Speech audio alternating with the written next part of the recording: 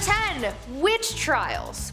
We've talked about witch trials before in reference to the Dark Ages, but now let's talk about when witch trials really picked up in the Renaissance. Before the Renaissance, the idea of witchcraft was a thing, but it wasn't really seen as that much of a threat.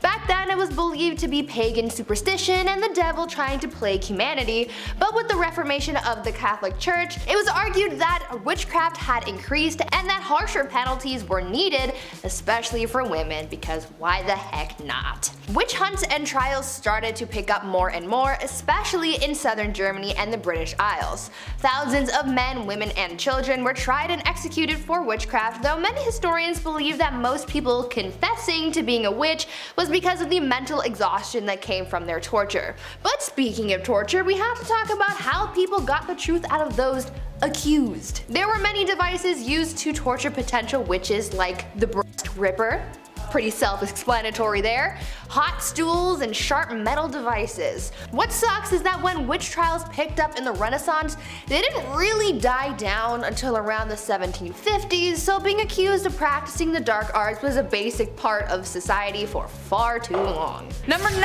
Printing. We can't talk about the Renaissance without talking about the Gutenberg press. I'm sorry, we just can't. Is it unusual? Not particularly, but is it true? Yes. In 1450, Johannes Gutenberg introduced the first mechanical printing press to Germany and changed the world forever. With his invention, the spread of information and ideas allowed for the Renaissance to blossom. Books were cheaper to own because they didn't have to be handwritten out, or like stamped one by one. One of the first things he printed was the Gutenberg Bible, also known as the 42-line Bible. When the Ottoman Empire conquered Constantinople, prompting Greek creators and thinkers to move westward, the printing press aided in making their ideas spread across Europe. With the printing of the Bible and easier access to broader thoughts, this threatened certain power structures that banked on the ignorance of their followers. In 1501, Pope Alexander VI promised excommunication for anyone who printed manuscripts without the church's approval. I wonder why. But by that point, it was already far too late. People were obsessed with ideas, and it's all thanks to the printing press. At number 8. Rotten teeth. In these modern times, looks mean a lot. Lots of people get work done to look quote-unquote perfect, but back in the Renaissance, their idea of looking good was very different. Today, a lot of people want that perfect smile. To achieve the perfect straight white teeth that so many people desire, people get braces, use whitening products, and even get veneers to look good, but in the old days, having that perfect smile would be a sign that you had no money. That's right, in the Renaissance, the way of showing how much money you had was by showing how rotten your teeth were. This all became a thing because of sugar. When it was introduced to Europeans in the Renaissance, the wealthy bought it all up and they used it in a wide variety of things, but this also caused health problems like rotting teeth. But because they were rich and held a lot of power in society, having gross teeth became a trend, and so to follow it, people started making their own teeth look rotten by painting them black so they looked like they had been dining on sugar even if they had never seen it before. Now in retrospect, it might sound bizarre, but what I'm most fixated on is how bad everyone's breath would smell with everyone walking around with rotten teeth. Ew.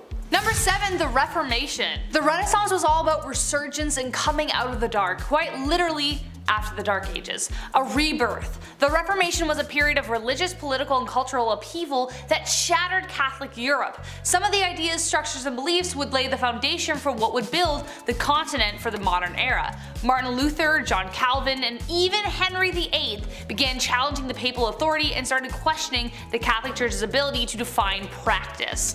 Henry divorced from the church to marry Anne Boleyn, as we know, creating a new religion altogether, becoming head of the church. With the invention of the Gutenberg press, as I mentioned, pages of the Bible were finally able to be placed into the hands of the people to read and form opinions, but this massive series of disruptions erupted in wars and violence, mostly between the Catholics and the Protestants, but it really changed the world. At number 6, Belladonna. Belladonna, deadly nightshade, whatever you want to call it, it doesn't make it any less poisonous. This plant is one of the most toxic plants around, but that doesn't mean people haven't tried to use it for their own personal use. Normally we want to stay away from toxic things like chemicals and X's, but back in the Renaissance, people said full send and used belladonna as eye drops. Yeah, that's right.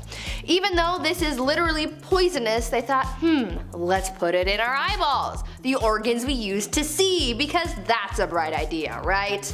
Many people, mostly women, used eye drops made out of deadly nightshade because it changed the size of their pupils to make them look more starry-eyed, and that was seen as a beauty trend. In moderation, these eye drops wouldn't cause too much damage, but prolonged use of the poison could cause some serious health concerns like stiff muscles, short-term memory loss, confusion, disorientation, and in some cases death, because it could literally paralyze your heart. And if you're thinking, man, I'm so glad we don't do that anymore, then think again, baby, because if you've ever been to the optometrist to get your pupils dilated, well, guess what they use? That's right, Belladonna. It's not harmful to put a couple drops in your eyes and to not do it again for a while, but if you get your hands on it and start using it too much and in high doses, then you're in for some trouble. Number 5. The rise of the Medicis. The Medici legacy stretches all the way back to the 12th century, but come the Renaissance, they really came into the spotlight. The House of Medici first attained wealth and political power in Florence in the 13th century, but in the 1400s, Cosimo de' Medici, later known as Cosimo the Elder, started a legacy that would go down in history. They were massive supporters of the arts and humanities and were one of the main reasons Florence became the cradle of the Renaissance. This immensely powerful family produced not one, but 4 popes: Leo X, Clement VII, Pius IV, and Leo XI. Their family dynasty lasted over 3 centuries. The last Medici royal failed to produce a male heir, and that's why it ended. Leo X was one pope who brought back something called indulgences, essentially a pay-to-play ticket to heaven. He also basically bankrupted the Vatican with his endless spending, so it was a lot of drama there, a lot of scandal. Number 4. Plague cures. When the plague, or the Black Death, swept through Europe in the Middle Ages into the Renaissance, people didn't really know what to do to cure people of the sickness. I mean, they didn't have the same medical advancements that we do today, so they came up with some pretty creative theories on how to cure the Black Death. Were they effective? I don't know. Ask the millions of people who died of the plague. Some of the quote-unquote cures for the Black Death included snuggling up to a live chicken, because it was believed that the chicken would draw pestilence out of your body. It was also suggested that those infected with the plague drink a glass of their own pee twice a day.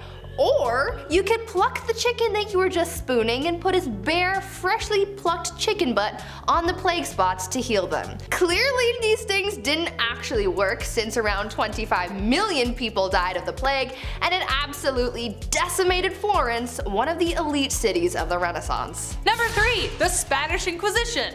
Nobody expects the Spanish Inquisition. Not only unusual, but incredibly terrifying. Hands down, not a good time to be alive. The period lasted for over 200 years. Basically, it was a purge of non-believers by the Vatican, especially those in the Jewish community. Tomás de Torquemada was one such man during the event, who played the role as Grand Inquisitor. If you weren't Catholic, you were given 2 choices. 1. Convert. Or 2. Be burned at the stake for heresy, or tormented/tortured. There really was no in between. He, along with many others, used cruel measures of torment such as hanging, burning, suffocating, the rack, and even waterboarding to extract confessions. Nobody knows precisely how many died in total, but it's presumed to be over 30,000 people, with Tomás executing and tormenting over 2,000 that he oversaw. At number 2, prayer timer. Back in the Renaissance, technology wasn't really doing it to them, so things like clocks weren't something that everyone had. Clocks were around, but they were quite expensive and they were rarely accurate, so they were essentially pointless. So how do they tell time? Well, some would use the sun to indicate the time, but again, it was more of a generalization, not very accurate. And others would use the chimes of church bells, but for small things like timing something for 5-10 minutes, people in the Renaissance used a very different method, and that was prayer.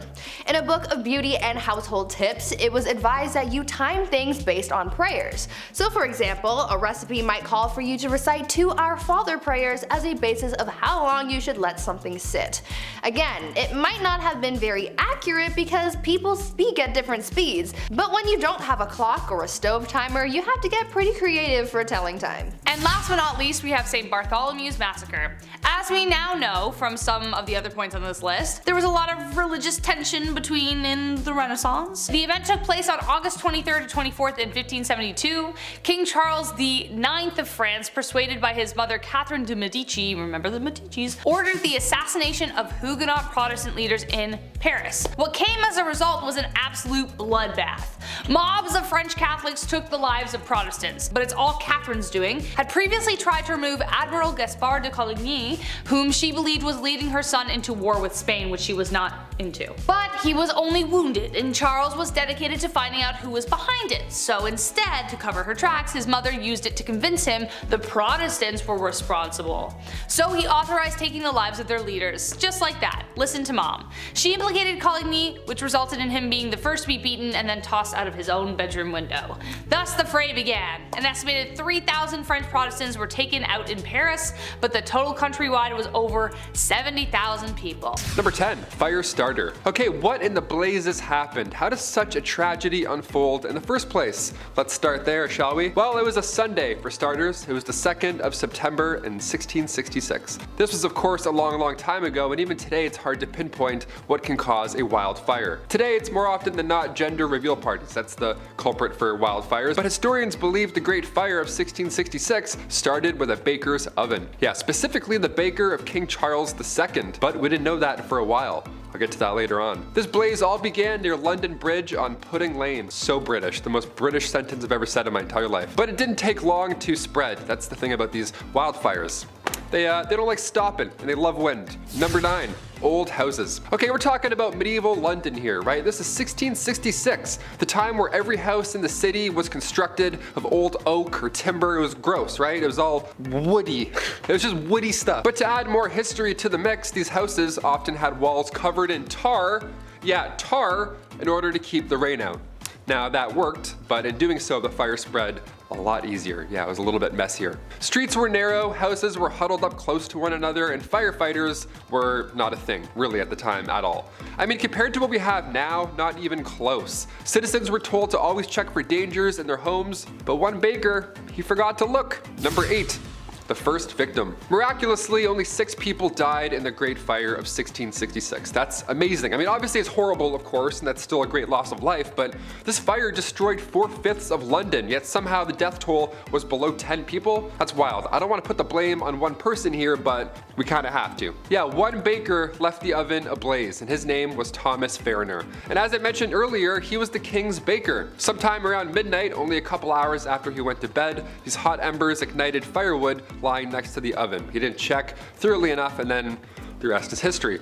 Now Fariner thankfully managed to escape with his family as well as a servant. They all escaped through a window at the top floor, but the baker's assistant was sadly the first victim. Number 7. A desperate flee. So once this fire began, there was no stopping, right? The fire department, I'll explain more of that in a bit, they couldn't stop this raging fire. Nobody could. Citizens fled and ran down to the Thames River, and their goal was to escape the smoke and chaos by boat, hopefully. Now a few Londoners were brave and they stuck around. A handful of citizens assisted local soldiers, carrying buckets of water, splashing water on anything and everything. They were doing anything they could, but ultimately they were ordered to leave as the flames would burn on for days longer. Number 6. Stopping the blaze. This blaze was so bright you could see it from 30 miles away, okay? It was horrible, but it was quite a spectacle. It took days to get this under control, and the way they did so was by purposely igniting buildings that had gunpowder in their storage on fire. Yeah, the reaction caused the building to, of course, blow to smithereens, meaning that there's now nowhere else for said fire to travel. Yeah, let's stop this fire by igniting a few controlled fires. Sounds bad on paper, but it was the only solution available at the time. And we still do this today, to a degree. You know, we don't blow up any buildings, but we're like, we'll just cut off this crop right here. Number 5. Fake news. The amount of questions that were pouring in after this, I mean, how did this happen? Who started the fire? What do we do now? Are we all what's happening? Desperate souls were seeking answers. Now in the following years, around the 1670s, a monument column was put up near the blaze's origin. We believe it was designed by architect Robert Hooke, but some cases source Christopher Wren. Now it's important to note their names or include them because on this actual column, over 200 feet tall, full of engravings and sculptures, all that good historic stuff, on this column it told the story of what went wrong that fateful day. And it wasn't exactly accurate now, was it? The fire was due to the hand hand of God, a great wind, and a very dry season. Yeah, that's it, just bad luck, I guess. An inscription on the monument has thankfully been removed since 1830, but it actually blamed the disaster on the treachery and malice of the popish faction.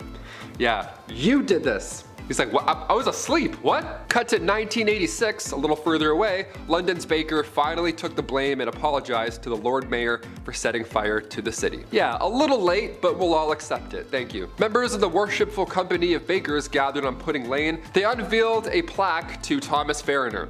And it was he was guilty of causing the Great Fire of 1666. Yeah, it wasn't a great wind, wasn't the hand of God.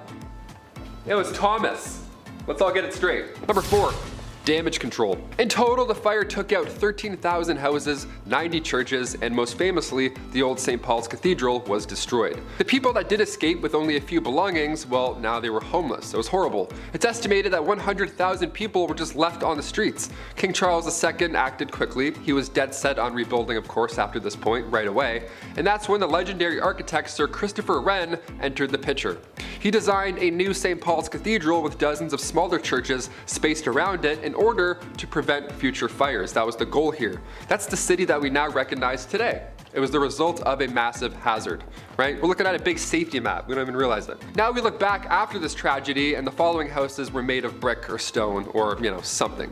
Something better than tar and wood, you know what I mean? And London streets became even wider to prevent spread of a further flame.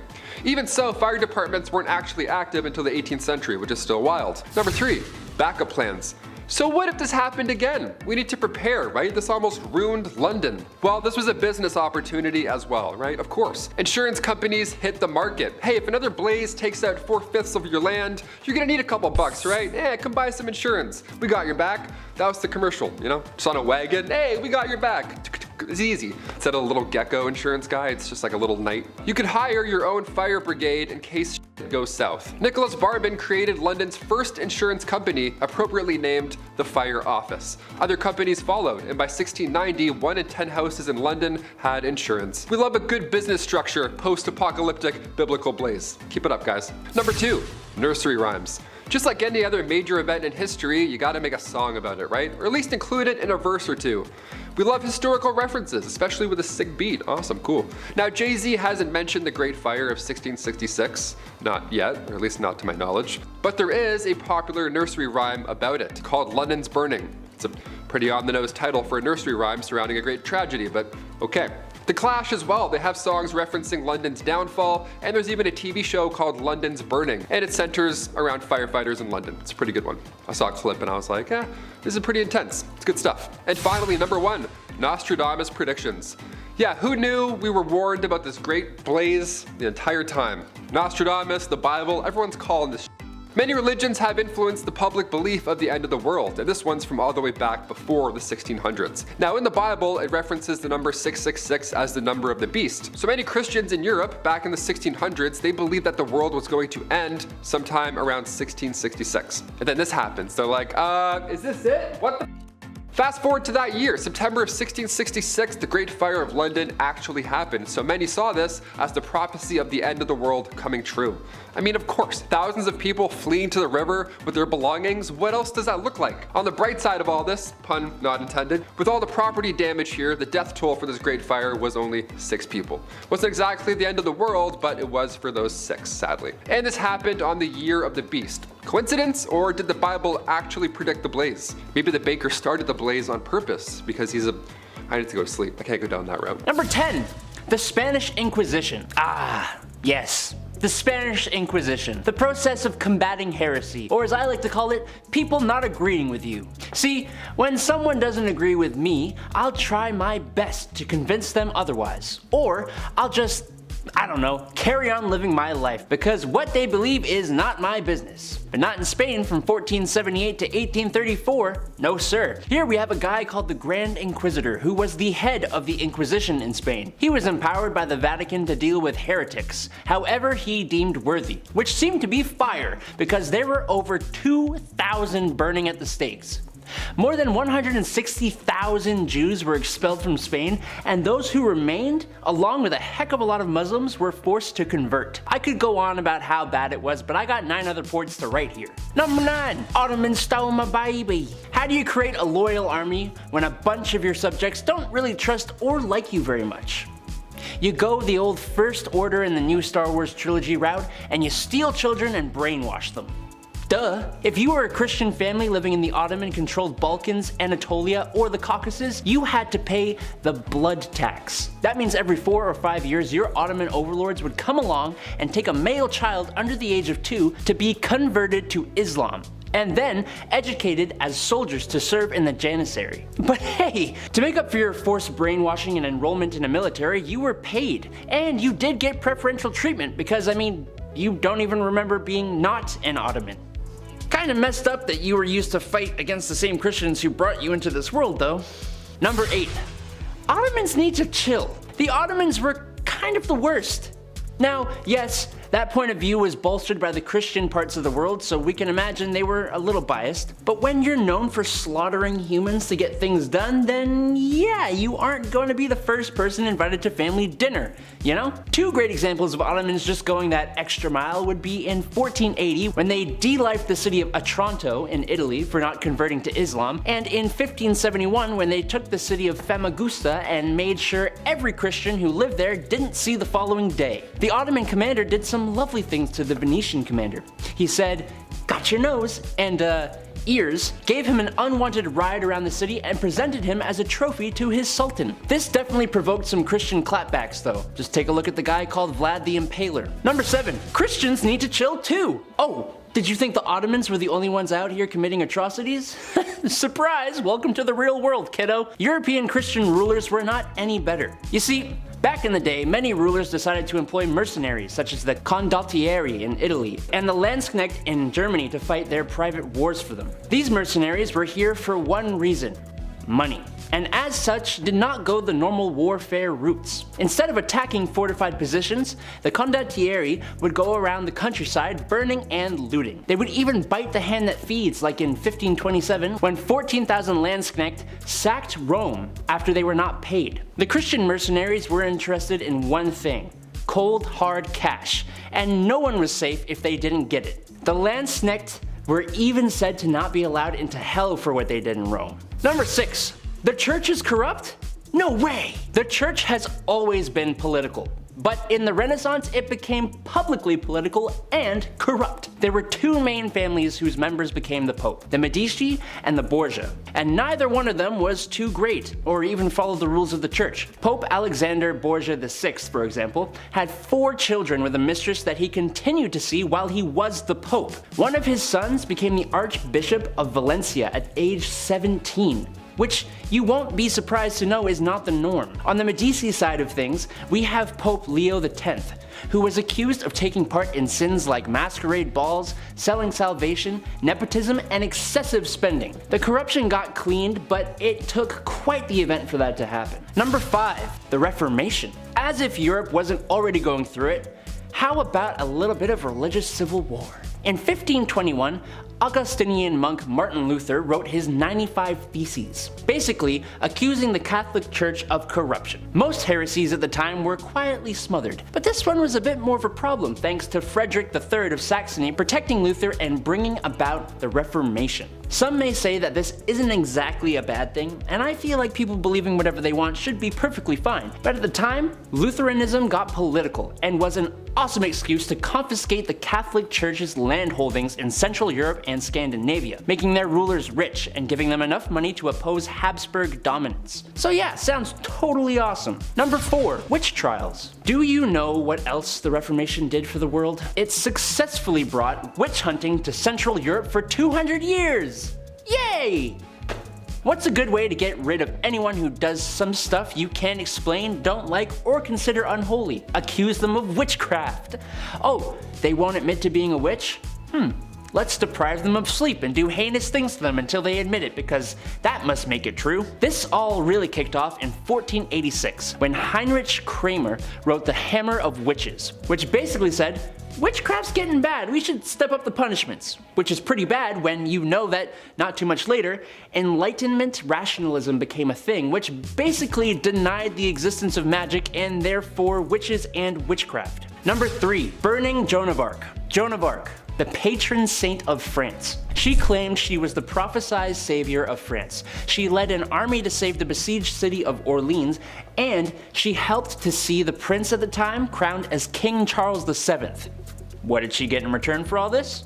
She was captured by the Anglo-Burgundians and put on trial for 70 different charges, including witchcraft, heresy, and dressing like a man. And after a year of captivity, she was forced to sign a confession that she had never received divine guidance like she had claimed. If all that wasn't bad enough, on the 30th of May in 1431, at the age of 19, she was burned at the stake in the marketplace of Rouen.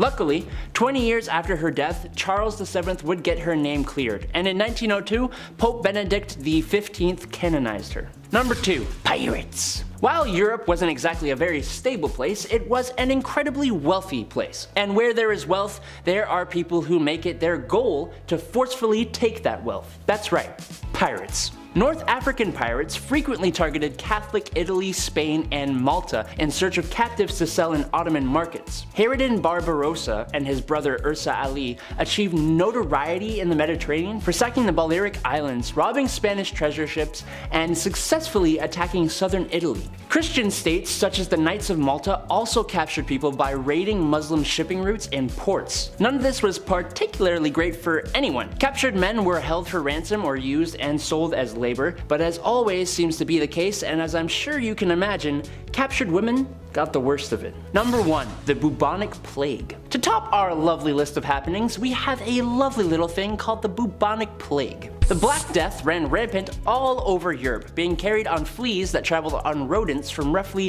1350 to 1450. This wasn't anything like the pandemic we're dealing with today. This sickness was almost always fatal, and it took out like half of the population of Europe. Since the disease was worse in big cities, which makes sense, the best solution was to move out into the country. That's great, but the only people that could do that were the ones who were wealthy enough to afford it. As you can imagine, the massive loss of life did not bode too well for the economy either. A huge chunk of consumer population just didn't exist anymore. After the plague had pretty much gone away, there was a steep rise in population, think like baby boomers, and that helped bring things back to normal.